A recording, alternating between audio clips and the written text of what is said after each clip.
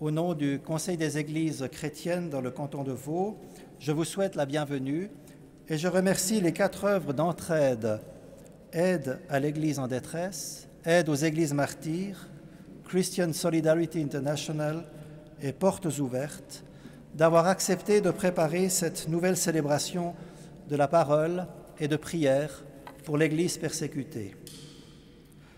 Dans un temps où les Églises cherchent le dialogue avec tous, le mot « persécution » peut paraître comme obsolète. On veut bien honorer la mémoire des martyrs d'hier, mais parler d'une persécution des chrétiens d'aujourd'hui rencontre beaucoup d'objections. Pourtant, ceux qui ont étudié de manière sérieuse l'histoire de la persécution des chrétiens nous le disent clairement.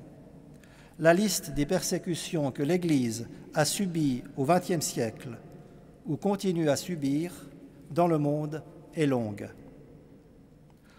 C'est que les chrétiens persécutés et martyrs nous renvoient à l'Évangile, aux apôtres, et finalement à Jésus lui-même, qui est modèle et cause de tout persécuté.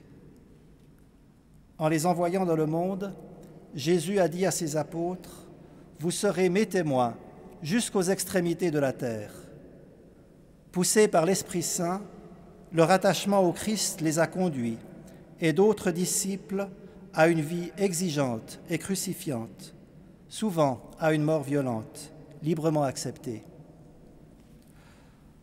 En 1927, les délégués à la première conférence œcuménique mondiale de foi et constitution, qui s'est ouverte dans cette même cathédrale, étaient conscients de la persécution des chrétiens des églises en Russie. L'Église orthodoxe russe a été empêchée de participer à cette conférence. Les délégués ont alors prié pour que les chrétiens de Russie soient fortifiés et rendus fidèles dans leur terrible épreuve. Aujourd'hui, 80 ans plus tard, nous sommes à nouveau rassemblés dans cette cathédrale, chrétiens provenant de différentes églises. Nous voulons nous mettre ensemble à l'écoute de la parole de Dieu et des cris de nos frères et sœurs qui souffrent. Un membre souffre, tous les membres partagent sa souffrance. Ce que nous allons vivre ce soir est, à mon sens, une des formes les plus authentiques d'écuménisme. Prier ensemble pour nos amis en Christ qui souffrent à cause de son nom.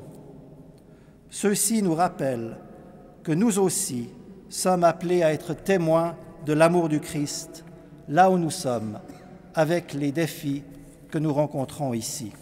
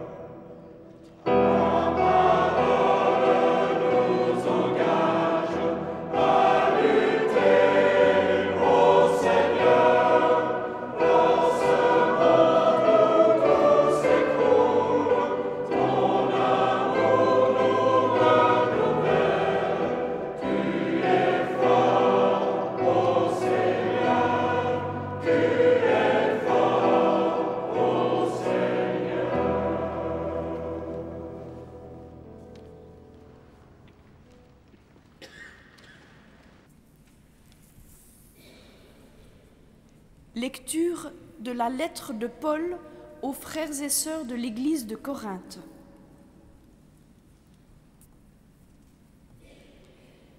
Nous sommes accablés de toutes sortes de souffrances, mais non écrasés, inquiets, mais non désespérés, persécutés, mais non abandonnés, jetés à terre, mais non anéantis. Nous portons sans cesse dans notre corps la mort de Jésus, alors on peut voir aussi la vie de Jésus dans notre corps. Nous sommes vivants, mais nous risquons sans arrêt la mort à cause de Jésus. Ainsi, on peut voir aussi la vie de Jésus dans notre corps qui doit mourir. De cette façon, la mort agit en nous, mais la vie agit en vous. Les livres saints le disent. J'ai cru, c'est pourquoi j'ai parlé. La même foi nous fait agir. Nous croyons, nous aussi, et c'est pourquoi nous parlons. Oui, nous le savons. Dieu a ramené le Seigneur Jésus de la mort à la vie. Il nous ramènera, nous aussi, de la mort à la vie, avec Jésus, et il nous placera avec vous auprès de lui. Tout ce qui arrive, c'est pour vous. De cette façon, puisque les bienfaits de Dieu se répandent de plus en plus, vous serez toujours plus nombreux à le remercier et à lui rendre gloire, tous ensemble. C'est pourquoi nous ne sommes pas découragés. Et même si notre corps s'use petit à petit, ce qui est au fond de nous devient chaque jour nouveau. Oui, nos souffrances actuelles sont légères et durent peu de temps, mais elles nous préparent une gloire extraordinaire. Cette gloire dure toujours et elle est beaucoup plus grande que nos souffrances. Nous ne cherchons pas ce qu'on peut voir maintenant. Nous cherchons ce qu'on ne voit pas. En effet, ce qu'on voit maintenant ne dure pas longtemps. Mais ce qu'on ne voit pas dure toujours. Nous rendons grâce à Dieu.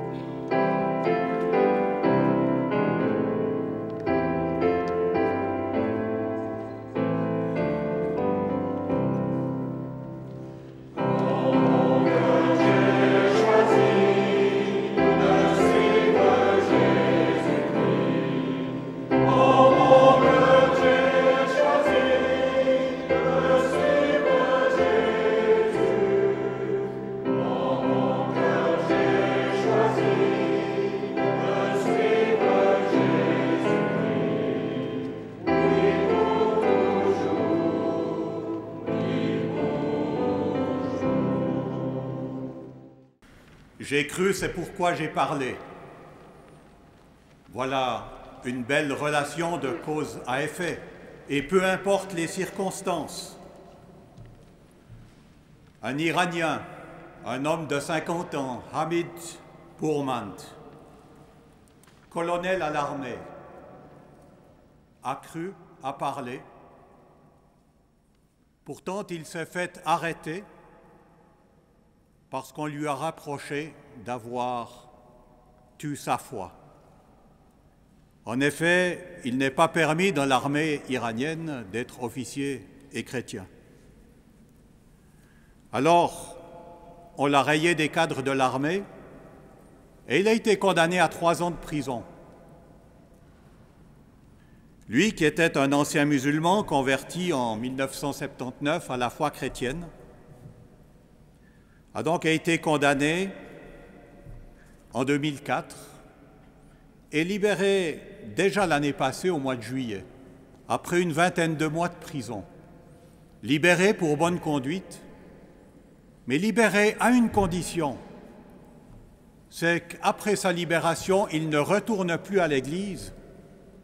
Sans cela, il retournerait en prison. Un de ses fils, Pourman, avait dit « Ne dis jamais à Dieu, j'ai de gros problèmes, mais plutôt dis à tes problèmes, j'ai un grand Dieu. » Pourman était en plein problème. Qu'aurions-nous fait à sa place? À une libération de prison. C'est là une interpellation que nous lancent aussi nos frères et sœurs persécutés. Qu'aurions-nous fait à sa place? Pourman d'aujourd'hui a constitué une petite église de maison. Il n'est pas retourné dans son église visible, mais il continue à partager l'Évangile parce qu'à son temps libre, il était pasteur. Il y a une question qui se pose, pourquoi y a-t-il de par le monde une pareille opposition à la foi?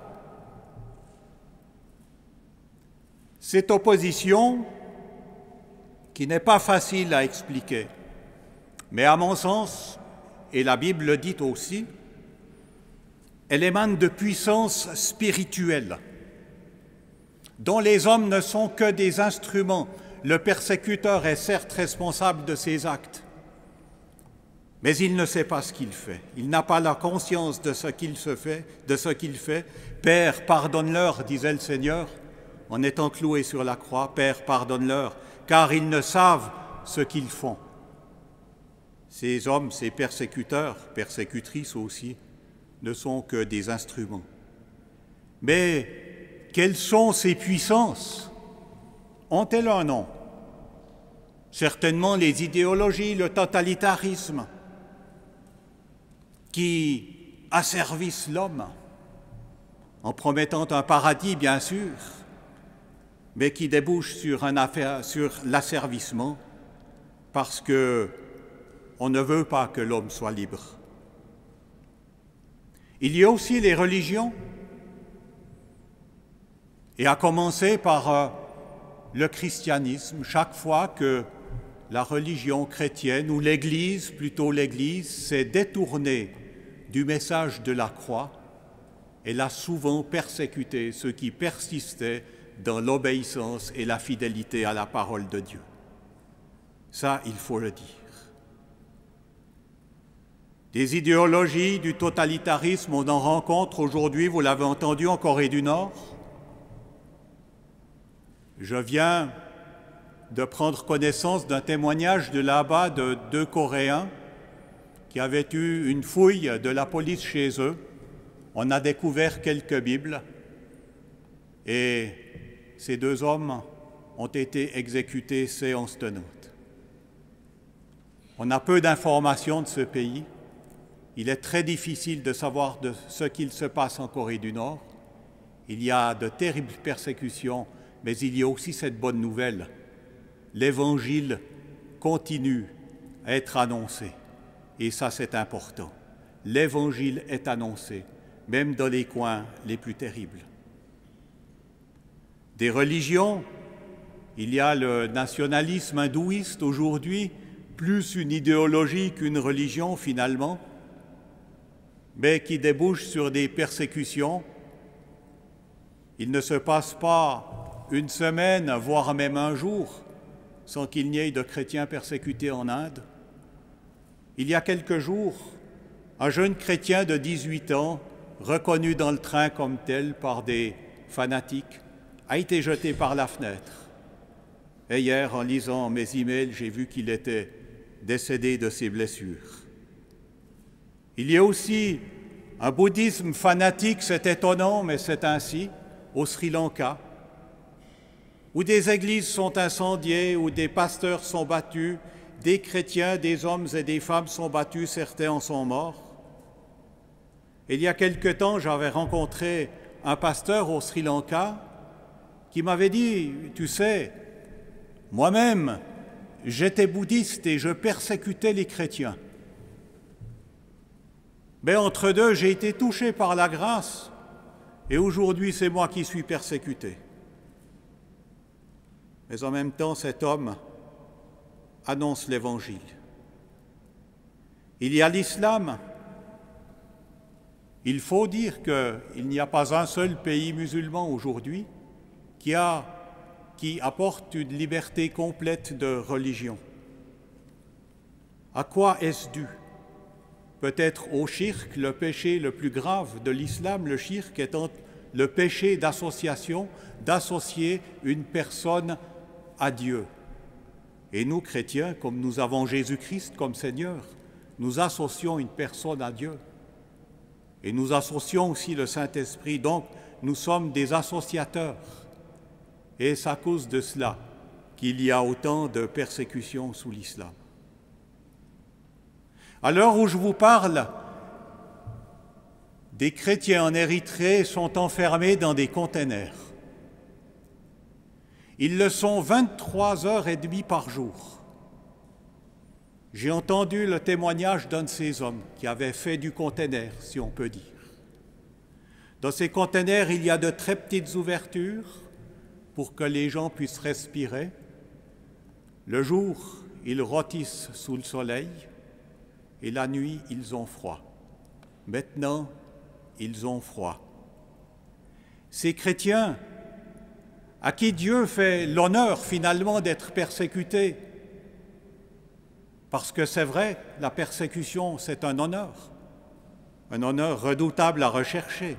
On ne recherche pas d'ailleurs la persécution. Mais ces chrétiens à qui Dieu fait l'honneur de la persécution sont souvent des chrétiens jeunes, qui ne le sont pas de longue date. Ils n'ont pas eu grand-chose comme catéchisme, si ce n'est qu'il y a quelque temps, ils ont eu cette révélation du Christ, qui a été pour eux une lumière dans l'obscurité. Une fois qu'on a vu cette lumière, on ne peut plus s'en passer. Et ces chrétiens sans grande formation, ils reçoivent la force de ne pas renier leur foi. C'est ça qui me surprend. Ils tiennent, ils persévèrent. C'est un témoignage de la puissance du Saint-Esprit qui agit là à l'intérieur de ces containers. Et s'ils tiennent, c'est aussi à cause de nos prières. Parce que par nos prières, nous pouvons les visiter. L'intercession pour un prisonnier, c'est serrer ce prisonnier bien fort dans ses bras. C'est ça l'intercession. Et se dire que certainement un jour, on se rencontrera tous une fois dans la gloire. Tous ces chrétiens persécutés par leur témoignage nous interpellent. Que faisons-nous de notre liberté ici? Ça vaut la peine de parler. Ces chrétiens d'Érythrée, à peine avaient-ils parlé qu'ils ont été mis dans des containers. Mais parler en vaut la peine. Notre responsabilité envers eux, parce que c'est vrai que nous avons une responsabilité à nous qui sommes libres, c'est de nous souvenir de ces frères et sœurs persécutés. Comme le dit l'auteur de l'Épître aux Hébreux, souvenez-vous d'eux comme si vous étiez vous-même en prison. On ne peut pas se mettre à leur place. Mais essayons tout de même, et notre intercession sera d'autant plus forte. Parlez d'eux aussi parce qu'ils ont un beau témoignage, un témoignage de fidélité. Et j'ai aussi vu des gens joyeux, un témoignage de joie, en effet, un témoignage de victoire. Prions pour eux chaque jour. Et je paraphrase cette parole de l'apôtre Paul qu'il adressait à ses frères et sœurs corinthiens. Ils portent sans cesse dans leur corps la mort de Jésus, afin que par leur vie, ils se manifestent aussi dans leur corps. Ce sont des porteurs de vie. Malgré la mort qui les menace, ils apportent la vie. Il n'y a pas de plus grand amour que de donner sa vie pour ses amis. Ces amis de l'Église persécutée considèrent chaque homme, chaque femme, non pas comme des persécuteurs pour ceux qui les persécutent, mais des créatures aimées de Dieu. C'est certainement là leur secret. J'ai cru, c'est pourquoi j'ai parlé. Parlons pour que d'autres trouvent la vie. Parlons pour sa gloire. Amen. Is God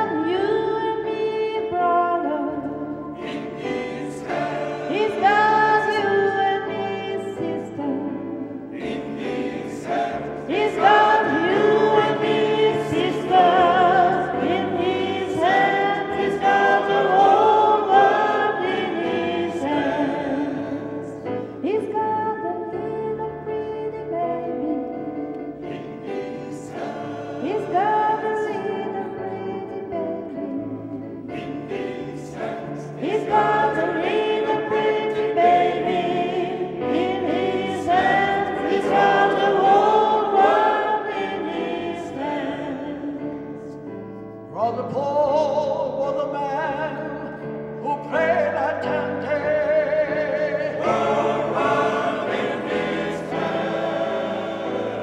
The Lord took him away from a Roman jail. He got the whole world in his hand. He's got the whole world In his hand. He's got the whole world In his hand. He's got the whole world in his hand. He's got the whole world in his hand. He's got the whole world In his hand. He's got the whole world In his hand. He's got the whole world in his hand. He's got the whole world in his hands.